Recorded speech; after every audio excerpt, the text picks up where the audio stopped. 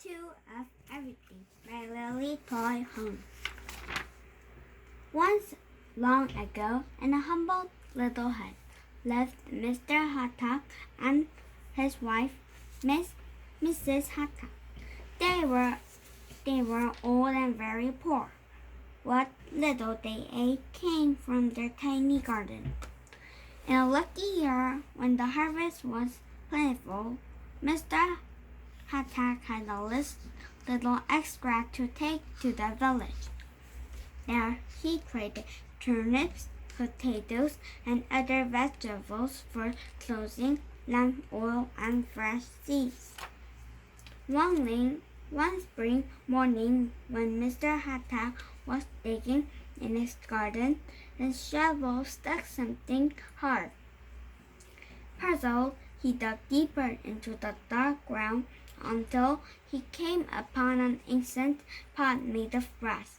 "How odd," said Mr. Hatak to himself, "to think that I had digging here all these years and never came upon this pot before. I will take it home. Maybe Mrs. Hatak can find some use for it."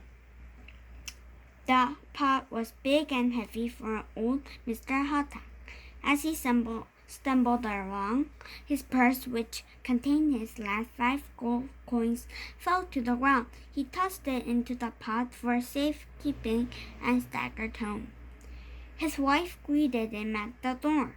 "Dear husband, what a strange pot!" Mr. Hatak explained how he found the pot.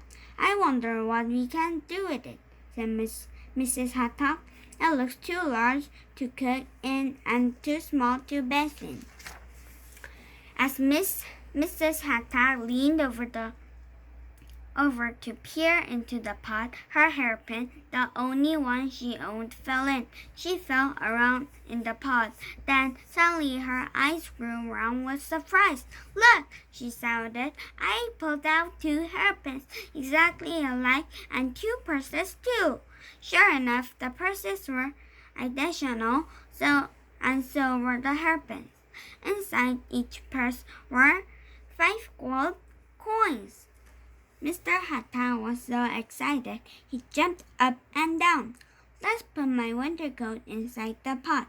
If we are lucky again, the pot will make 2 coats, and then we will both stay warm." So into the pot went 1 coat, and out came 2 coats. They began to search the house and quickly put more things into the magical pot. "If only we had some meat," wished Mr. Hatak, "or fresh fruit, or one delicious sweet cake."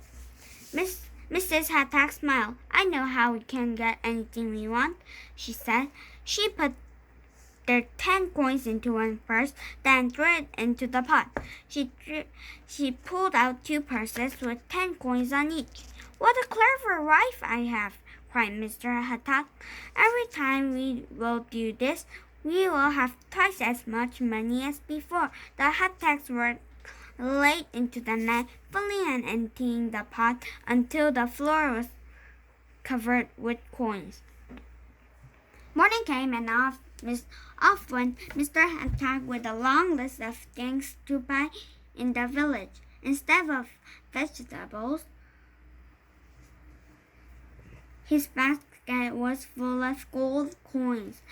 Mrs. Hatak finished all of her chores and sat down to enjoy a cup of tea. She sipped her tea and admired the brass pot.